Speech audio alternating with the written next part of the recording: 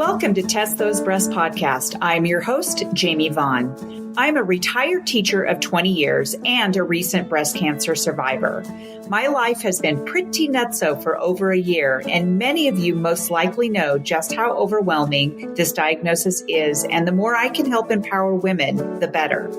I launched my podcast on June 11, 2023, which was the 1-year anniversary of my diagnosis, as a healing mechanism, and have made it my mission to help shorten the learning curve for future diagnosed breast cancer patients and their caregivers. I want you to know that you are not alone. I was told from the very beginning that being diagnosed with breast cancer opens us up to the sisterhood of all sisterhoods. But some people need that extra help and encouragement and all of the confusing and many times downright scary information they are being flooded with. I've been interviewing many survivors, caregivers, oncologists, surgeons, nurses, therapists, advocates, and more in order to provide much needed holistic guidance for your journey. Breast cancer is such an epidemic, so the more empowered we are, the better. Now let's listen to this next episode of Test Those Breasts. Well, hello, friends. Welcome back to this episode of Test Those Breasts. I am your host, Jamie Vaughn, and today I am super stoked that I have my guest, Rory Zura, on my show. So Rory has an interesting story. In August of 2020, during the height of the global pandemic, Rory not only had just been let go from her job, but she also became diagnosed with an aggressive form of breast cancer called triple negative. She knew this day would inevitably come through, and she had a long line of people in her family with various cancers, especially breasts, and only a few years prior, she tried to get preventative mastectomy. Unfortunately, she was denied for not meeting the criteria set forth by her insurance company. Channeling her lifelong athleticism, she knew she would have to be at her strongest to take on this fight of her life. Utilizing fitness during the duration of her treatment and beyond, Rory founded her company, Foobs and Fitness, to help bridge the gap between the medical world and the fitness world. She's on a mission to educate and empower others in taking back control over their lives. Well, welcome, Rory. I am so thrilled that you're here. I have to say that I always tell people, like, I'm starstruck because I know you think it's super funny, but seriously, when I got breast cancer in June of 2022, I finally got onto Instagram because I'd started my podcast just last year. I started it thinking about it last February. I got on Instagram, Test Those Breasts, and I was making all kinds of connections. And you were one of the first people that I actually made a connection with. I started watching your videos and just all of your posts. And I was really, really drawn to you for a myriad of different reasons. But then I found out more about your story. We had a lovely conversation. And I just really am happy that I'm connected with you and we can be part of, helping other breast cancer patients out there. How are you doing today? I'm doing good. It's a great day today. We finally have some nice, cool fall weather and I'm over the heat. So I'm very happy right now. Totally. I'm super happy without the heat too. Here in Reno, Nevada, we have a beautiful fall. Most years we have beautiful fall. And so, well, good. Look, we really need to talk about the topic that you have for us today, because it's mind-blowing, it's baffling, and it's maddening. I'm just glad that you're here to bring awareness. Can you share a little bit more about your breast cancer journey and your whole issue with not being able to get that mastectomy because of insurance? Yep. And insurance, the thought of insurance is great, to make sure we're insured to be healthy. But I don't view insurance as a health requirement so much anymore. My view on that has changed because of breast cancer.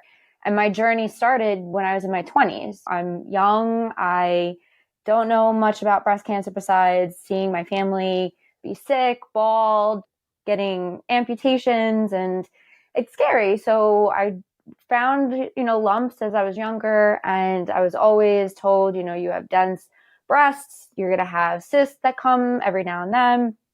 Do your self-exams, be aware, bring us any issues that you might find. And I was always very vigilant. I, even before feeling on the first was a thought in my mind, I was constantly feeling my boobs. I was always feeling myself. And on that same topic, I also feel like it's important for your loved ones to understand this as well. My husband is a testicular cancer survivor as well. So he knows the world of cancer just as much as I do now. But since he had gone through cancer before me, knowing that I was constantly hyper aware of all these cysts that would come and go helped him keep me in check. I'd find cysts and I'd make him feel it. And I'd be like, oh my God, do you remember this one? Because your memory is better than mine. And it would come and go. And he would remind me, you're getting your period soon. See how things go. And up until 2020, he was always right. But when I got let go of my job and I was going on all these job interviews, I was in the shower, found that lump, and I freaked out because we're in the middle of a pandemic. Immediately went to him and he's like, you're getting your period soon. Don't worry. See if it goes away. And for the first time in my life, it did not go away. So that's when I knew something was wrong. I could kind of feel it in my core. And all I could hear in my head was, you knew this day was coming. You knew this day was coming. At that point, I wish I would have been more vigilant on protesting the insurance companies and being more advocate of myself, because I didn't know any better back then. And I want people to understand it doesn't matter how old you are. Your doctors are working with you. They need to have open communication. And unfortunately, the world that we're in the United States, it does come down to insurance companies, but still you can fight things, you can protest, you can do something if you want it. And I wish I would have known that back then. But leading up to where we were in the pandemic, the day before my second wedding anniversary is when I got the call from my gynecologist that I had been diagnosed officially with triple negative breast cancer. And like I tell people, my journey started then, but really it started in my 20s when all of this was happening to me. I just started cackling, like Joker style, creepy, laughing. Like I'm pretty sure my doctor thought I had a psychotic break. But I just kept telling him, like, I told you, like, this was going to happen. I knew this was going to happen. I knew this day was going to come. What do I need to do now? Because now I don't need to deal with this. Yeah, those insurance companies, and you're right, because I just got finished fighting with a bunch of other advocates about the deep flap surgery with CMS. And so I know the power of the people and the power of our voices do work. And so even though you have to look back and think to yourself, gosh, I wish I would have been able to advocate for myself a lot more and better back during that time period. Normally in your 20s, you're not thinking about any of these things. You're thinking about the next good time you're going to have with your friends and the next boy or whatever it is. That's what you're thinking. And so bringing this awareness to younger women now is so important. And I have met quite a few ladies in the last year who were really young. I just turned 56 yesterday. So, happy birthday! Well, thank you. I was blown away with some of the women that I have run across that were in their 20s and 30s, and all of the things they have another myriad of issues that they go through. You all go through versus what we go through. But being able to advocate for yourself is not something we typically learn to do until you're older. Like you're older and wiser, and you're just like, yeah, I can speak up and I will tell you exactly what I want with my body. I will tell you what you are going to do for me. And sometimes we have to learn to get that voice. Yep. So thank you for being there on behalf of all of the other women that this may be happening to. So then walk us through your treatments. Walk us through what came after that. So after my doctor and I kind of calmed me down a little bit, we had to decide where I was going to get treated. This again is in the middle of a global pandemic. So I was barely able to get in to see my gynecologist. How am I going to be treated during a pandemic with low blood count, white blood counts? My doctor was in Manhattan. I really don't want to be schlepping back and forth from Long Island into Manhattan on a train or in a car in global pandemic. That just didn't seem safe to me. So I had to go and interview all of these different medical teams. So I did end up interviewing a team in the city, and then I found my treatment center, which was actually around the block for me. I didn't know that they had a satellite treatment center by me. So I actually ended up falling in love with my oncologist and set up a plan of action. And we brought to me, we're going to go through neoadjuvant chemotherapy. You're going to do 4 rounds of AC, 4 rounds of Taxol. And my biggest thing was, I wanted these off years ago. Can you please cut them off? And every doctor is different. Every body is different. I agreed to go with the neoadjuvant chemotherapy because of the fact that I wanted to know if I got a complete pathological response. I wanted to be able to say the chemo didn't work, these cut them off now, and now what else do I need to do? And I never wanted that what if component. And that's just me. And that's a huge difference from when I was trying to advocate for getting my mastectomy as soon as possible to get them off. I kind of took a back seat on it, and I was like, no, you know what? I want to do treatment first. Let's wait, see how things go, and then do the surgery after. So that was a great thing that me and my doctor both worked on. We explained to me both options, doing surgery first, then chemotherapy, or chemotherapy first and then surgery. And I got to choose the path that I wanted. And that goes back to my point in saying these doctors work with you. They shouldn't be dictating how you're doing your treatment. You should be the end all be all and making the decisions on what you do that's best for you, because only you have to live the rest of your life in your body. These doctors, once you get to that 6-month or post-treatment, they just see you for these checkups. They're not going to have to live the day-to-day. Only you are. So I'm a really big advocate of that. Before, though, I had started treatment because I was quote unquote so young and I don't have any kids. I had to go through fertility preservation. So I kind of delayed my treatment a little bit. I went and found a really renowned fertility specialist here in New York. I went through a really quick egg retrieval, embryo freezing, and then I was due to start chemotherapy like the day after my egg retrieval. And again, I took a back seat and I was like, you just pumped me through all of these estrogen, progesterone, like all of these hormones, and now you're going to completely cut them off and put me in menopause. You need to give me a little bit so I can kind of like process everything that's going on. And he had urged me, don't wait too long. It is aggressive. We don't want to wait too long. And I said, I'm just asking for a couple of days. I just want to go through the retrieval, spend a weekend with my husband, my dogs, away, calm myself and really prepare myself for this fight. And he agreed. So that's what we did. And I was so thankful for that. And I went into my 4 rounds of AC. I did dose dense. And then I went into Taxol, 4 rounds, dose dense. And by the third one, my liver started to not like the Taxol. So we had to push my last one a little bit. And I finished in January of 2021. I finally got my double mastectomy, which I was so happy for. But during my mastectomy, they do the sentinel node biopsy, and then they send the node biopsy out for full pathology. So the node biopsy, I guess like the rapid, if you want to kind of compare or whatever, came back fine. I was totally fine. So they put my expanders in, sewed me up, threw me to the recovery room, woke up and felt amazing. And a week later is when my doctor called me and she's like, the full pathology came back to show that you've got micromets in one of your lymph nodes. So time to go back to the OR. And I was like, no. Yeah. Wow. That's like another complete blow to your world, right? Mm-hmm. Oh gosh. Yep.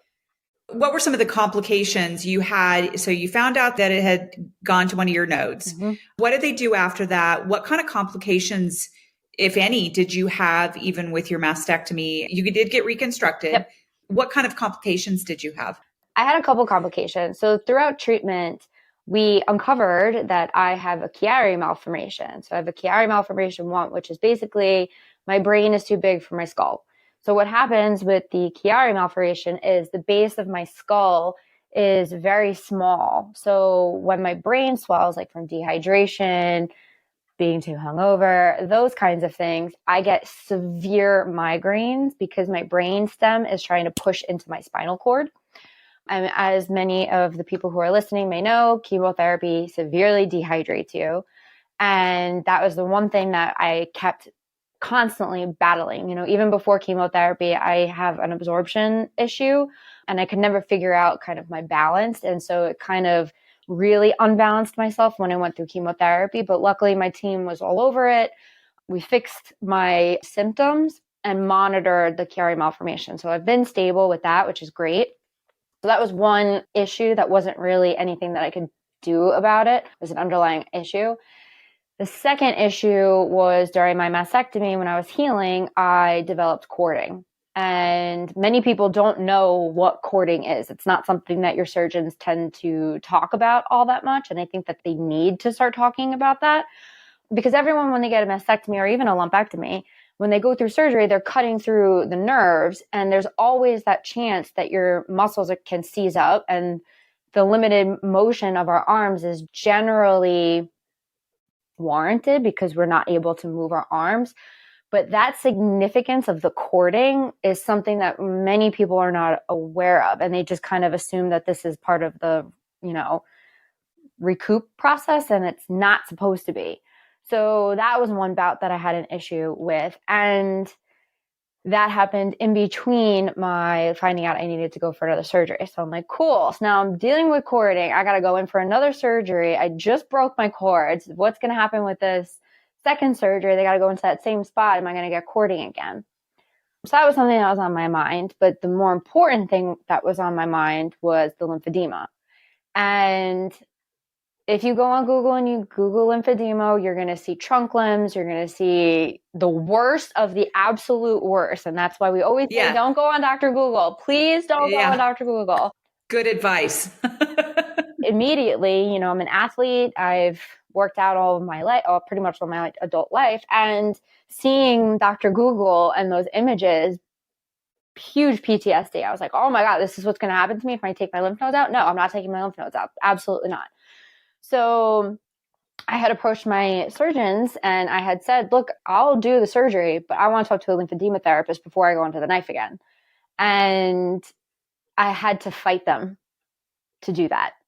So normally with a lymphedema therapist, because there's few and far between for lymphedema therapists, they don't see patients prior to developing lymphedema.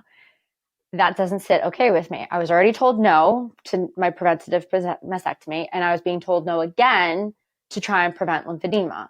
And at that point, I had learned from my mistakes, and I said, I'm not having the surgery until I talk to a lymphedema therapist. Ball's in your court. This is my decision. So if you want me to have the surgery, if you think it's in my best interest, put me in touch with a lymphedema therapist. So I finally did, and I'm so happy I did, because they took my baseline measurements from my arm so I could compare the two arms. I could compare my pre-surgery to my post-surgery if any swelling were to occur. They showed me massage techniques. They showed me signs and symptoms to look out for, and really made me understand that the Google was an extreme, like an unrealistic approach for me in my situation. So that really helped me to kind of then go, okay, now I'm ready for part two. Like, I'm ready to get back into battle. So that's when I went in for the surgery, and then I had to continue on to more active treatment. So let me ask you something. You had the wherewithal to ask about a lymphedema therapist. So when I went to New Orleans to get my breast surgery, there is a lymphedema therapist there. I had no idea what lymphedema was. All of the information that was coming at me was all, in hindsight, really good information. And she was amazing. And she even came to me after my surgery, did the massage and all that. But I really didn't understand any of it because I just never heard of it. And so you had the wherewithal to understand. How did you get to that point? Who told you? Like, you didn't just all of a sudden think, oh, well, something about your lymph nodes. You had somebody who must have been a good mentor to you, or somebody who mentioned it to you for you to understand that. Is that a fair assessment?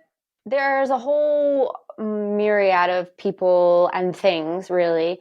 My best friend at the time, and she still is, I shouldn't say at the time, but my best friend is in the medical field. She's an NP. She deals with pediatrics, but a lot of the things that we talk about is medical when it came to my treatment. She lived in California. I lived in New York. So while I was going through treatment, she couldn't be here for me in one of the toughest times of my life, especially because we were in a pandemic. So we were constantly bouncing each other off, what are you working out today? Oh, I'm doing this, I'm doing that. She was my workout buddy.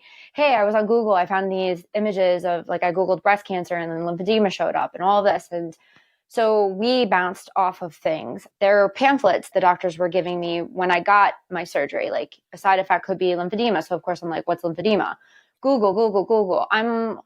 I didn't want to read the pamphlets because we've got a lot of information that's just like thrown at us. And then the last thing I want to do is read like a packet that's like 6 inches thick. And I'm like, I don't understand a word that's going on in here. But, I'm looking through things. My husband's looking through things. I had a lot of people's eyes and ears and being in support groups too. The one good thing about, I keep mentioning the pandemic, but in hindsight, I don't think I would have been as knowledgeable if it weren't for the pandemic, because I would have been distracted with work. I would have been doing everything and anything to keep my mind off of treatment. Whereas during the pandemic, I'm forced to stay in my house. I'm forced to really deal with these emotions and have nothing but time on my hands. So I joined Facebook groups, I joined Instagram groups, and the community really helped me learn from what other people were dealing with. And that's, the great thing about this community is we're a club that no one wants to join, but we're the best people because we help each other and we want each other to learn from what we've learned and pass that on so that one day we don't need to learn anything because we all are on the same page. Yes, I call it the sisterhood of all sisterhoods. Mm-hmm. Yep, sorority that you never wanted to join.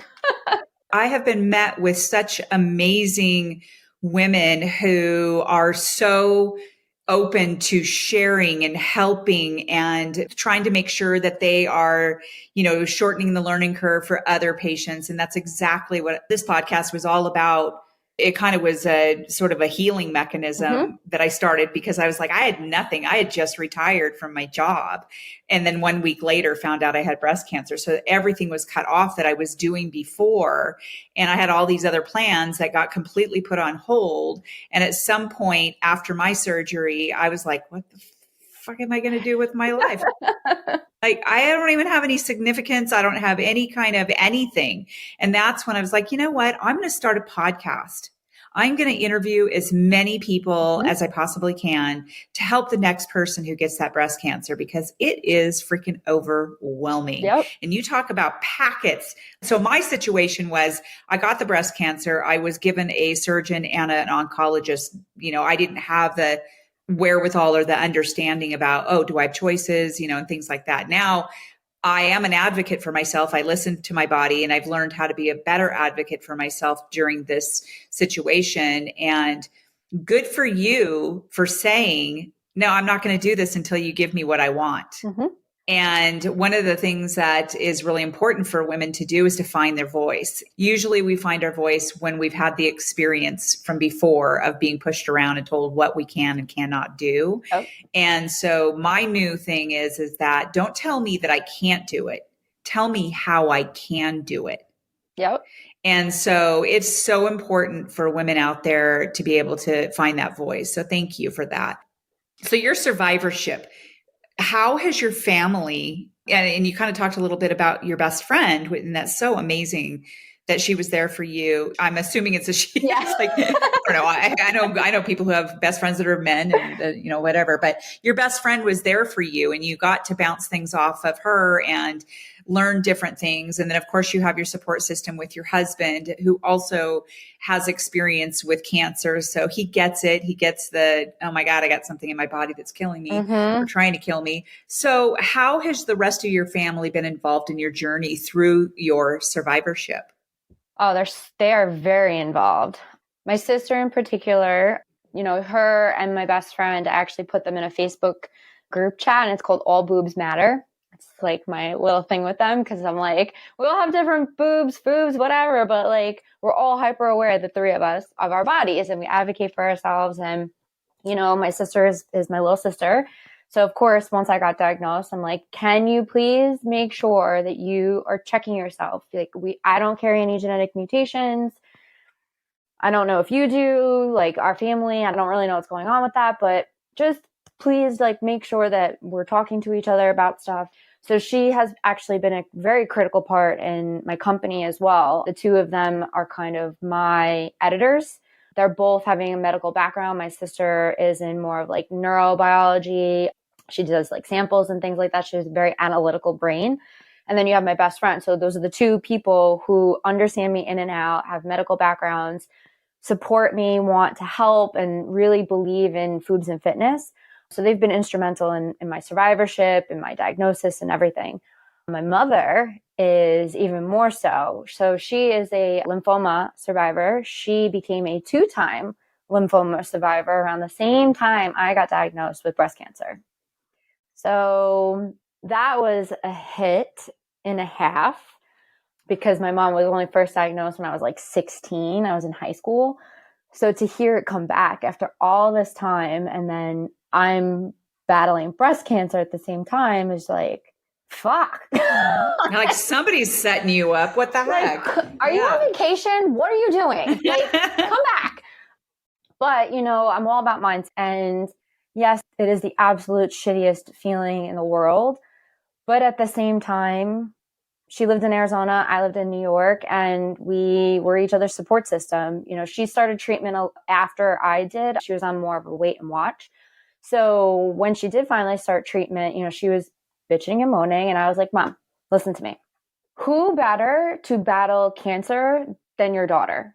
And she's like, I could think of 1,000 other people. I'm like, Mom, no, listen to me. Listen to the words that are coming out of my mouth. Who better than to go through this journey with you than your own daughter, your own flesh and blood, to come out the other side and say, I kicked cancer's ass with? Because I can't think of anyone better. Maybe your other children, but like your daughter's going through this with you. So we have each other to push each other and be there and cry. And really, you and I share the same blood. We share the same everything. So we get to say that we survived cancer together, and not any relationship can trump that. So that kind of helped her change her mindset too. And now she's actually one of my clients. Oh, very nice. How old is your mom? My mom is 63, 64. You know, sometimes our young daughters are very wise and we get a lot of information from them. So thank you for talking to your mom about that, because that was probably the best thing for her. Mm-hmm. And sometimes, you know, even as adults, we need someone, even who is younger, to give us that jolt of positivity, and it's just a different way of looking at it. Yeah. So that's awesome. And now she's one of your clients. I love it. What other kind of outside support did you find to be super helpful that maybe we can share with newly diagnosed people who are coming into the sisterhood? The communities are going to be your best friends. Sometimes they're a little intimidating. I'm not going to lie. I was probably a fly on the wall for a bunch of them in the beginning. But for me, my triple negative breast cancer, you know, I had my TNBC Thrivers. That was my group that understood me. We didn't know anyone through a hole in the wall. We're talking to people virtually, but they were my go-to. As much as, you know, my husband who had cancer understood what I was going through, he didn't really understand. As much as my mom was going through treatment with me, she didn't really understand. Cancer is not just cancer. It's a specific type of cancer. So understanding that there was another 33-year-old woman out there who was also an athlete that was struggling with the same things that I was struggling with was comforting. And those groups really helped me in a lot of my darkest times that none of my friends or family could have helped me with. Yeah, I couldn't agree more. I definitely found the communities that were most helpful to me. I was told at the beginning, like, you can get into some of these Facebook private groups and things like that, and you might find that some of them aren't as helpful as others.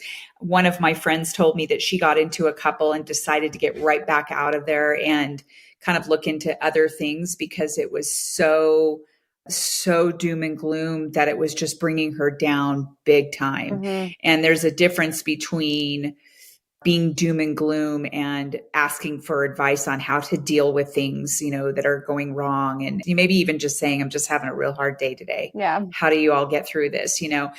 And I did find that I did jump into a couple of support groups and jump right back out. Mm-hmm. I will tell you that the community that I have found most helpful is just being on Instagram and reaching out and chit-chatting with folks like you. It's just been amazing. And then I was introduced to one support group in particular here, and it's all about survivorship. Anyone who has been touched by cancer and survivorship, and you making those connections with people who might have something in common with you personally. And then, of course, the kind of surgery I had, there is a private Facebook group for the New Orleans crew. That's been very, very helpful to me as well. So yeah, thanks for that. Can you talk a little bit more about your business, your Foobs and Fitness? Foobs and Fitness. Well, my baby, as I call her, she was born at the time of when I was told I needed that next surgery, because I was so tired of just being told that I can't do something. And I knew other people out there were dealing with the same thing. I just happened to be a bitch about things. I want what I want. And I have a voice, and I particularly don't really care what other people think about me. So I wanted to teach people that they can find their voice. It may not be in the same tone as me. It may not be in the same way as me, but like you were saying, you have a voice. You will find it. You may not find it in the same way that I found it, but you'll find it. So I started Foobs and Fitness as my goal to myself, because I had already had anticipations of wanting to go back to school, because I had worked out all through ACT. And besides the Chiari, I never got sick. I never threw up. I never had those quintessential, chemo side effects. I was tired, but I never lifted as heavy as I did during treatment than prior to. So the fact that I did that was mind blowing. And I was like, there's something there. And the fact that my oncologist told me that there were so many studies about how exercise reduces risk, reoccurrence, it reduces treatment side effects. I'm like, why? This should be on a billboard. Like, why is this not like, you're telling me that I have a chance to not experience those side effects by moving my body? Okay, give me all of it. So I had promised myself that after I healed from my mastectomy, I would go back to school, and I did not expect to have to go through more treatment. So I kept that promise to myself.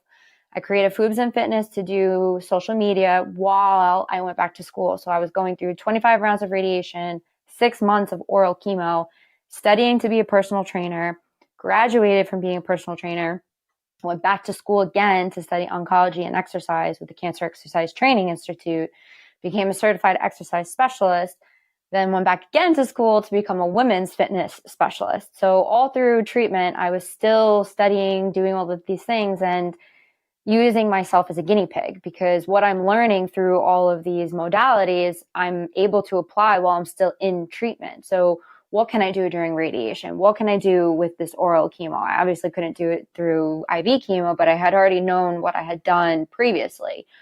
So what better way than to teach than to use myself?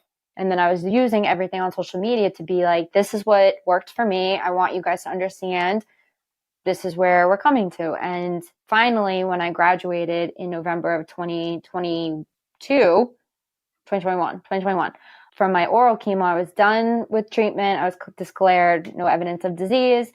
And that's when I officially formed my LLC. And I started taking clients. When I got cleared from my exchange surgery, I was like, all right, I can start lifting weights. Cool. Who wants to join me? And I got my first client, and it's been an uphill battle with everyone, and seeing them go from surgery to treatment and this and that, and seeing my client who's been with me the longest, that first client that I've had is still with me to this day. And I have seen her go through surgery, radiation, deep flap, all different forms of treatment. And now I see her being able to lift her arm above her head again. She's using weights. She's walking around with no problem. She's a little tired because she's on hormone stuff, but seeing how she started with me to where she is now is just absolutely priceless. Yeah. You essentially reinvented yourself because of cancer. To remind my audience, you had lost your job during the pandemic, and then you got this breast cancer. So your whole journey just sort of brought you to where you are today, and a very powerful force in helping other patients. And if they're still with you today, that's a testimony to who you are. And boy, we're lucky to have you. What is one big piece of advice that you would give? And I almost feel like I know what you're going to say, but I don't What do you think I'm going to say? Maybe there's more. What is one big piece of advice you would give to someone who has just been diagnosed with breast cancer?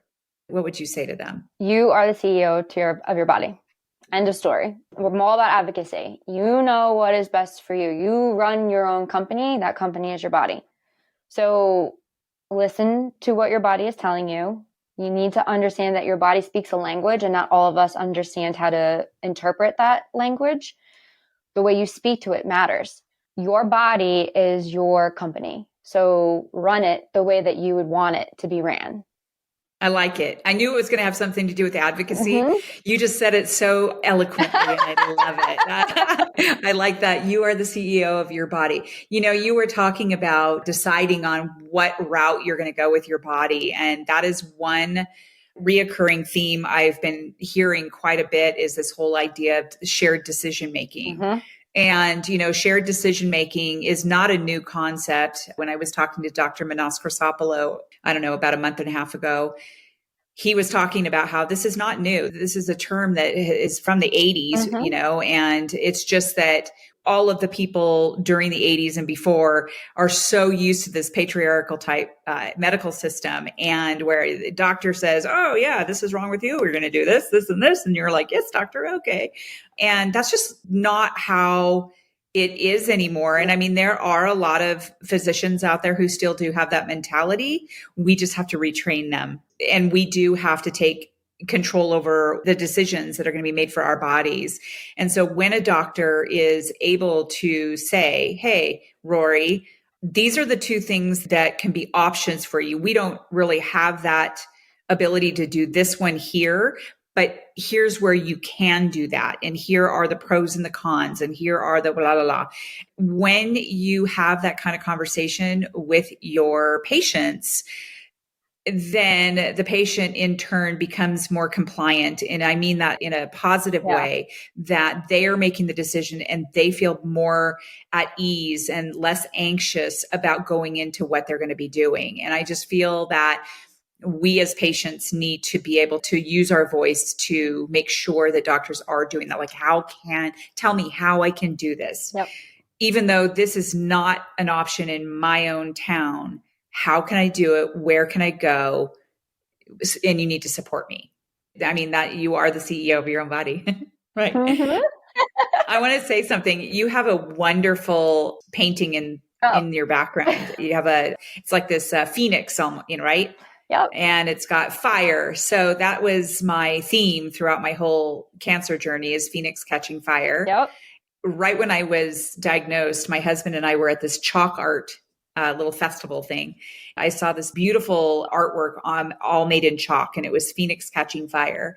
And that was really what my spirit, whatever you would call it, animal, that was fighting the cancer inside my body. And I've just always held on to that. And I actually got a tattoo commissioned. Now, let me ask you about this, Rory. Okay. Did you have lymph nodes removed over there? Nope. Okay. So I had 3 that were removed from my left arm, and then 1 on the other one. And I'm told I can't get a tattoo at all. Nope. In any of those arms. Not red. Especially not red? Well, I didn't even hear that part. My lymphedema therapist told me that if I'm going to do it on the right arm, because it's only 1 lymph node and not the left one. But that's not true, right? You shouldn't do it at all. Well, also, for all the viewers, I always err on the side of caution when it comes to lymphedema, because it is a lifelong diagnosis and it is a flare-up. It will come and go as long as you catch it at early stages. To me, it was not worth it to do it on the side that I had the lymph nodes taken on. And I try and tell people it's your body. You know, you could do whatever you want. As long as you understand the risks versus the rewards, you make the decision that's best for you. I know plenty of people who have had 1 lymph node taken out. They went and got a tattoo and they were fine. Totally fine. For me, because it was a sleeve that I was doing, I was like, that's a lot. I'm not going to do it on that side. I'll do it on this side. So it also depends on the size. If you're looking to do like a little phoenix on like a small one, maybe it won't be as bad. But you don't know what's going to trigger the lymphedema. Anything can trigger lymphedema. Literally anything. So it's up to you. Yeah. I could do it somewhere else on my body. I just can't do it in that quadrant, that area of my body. You could do it like on the back. I wanted to do it over here because on the left side, because the cancer was in the left breast, and it has really cute little breasts on it too, that the person put on there. It was really cool. I'll figure it out. But I love your sleeve. I love the artwork in the background. Mine, it just reminds me of I'll have to send you Yeah, I want to see the it. artwork. It's really cool. Okay. So you have some resources that you want to share with us that I will have in the show notes as well. I do have how to email you. I will also put your Instagram handle on there as well. Cool. So people can follow you. And then what other resources do you have in this Google document? So the big one that we've touched on, and this is a good segment with the tattoos, is a lymphedema drainage exercise program. So this is something that the Cancer Exercise Training Institute has bestowed upon students.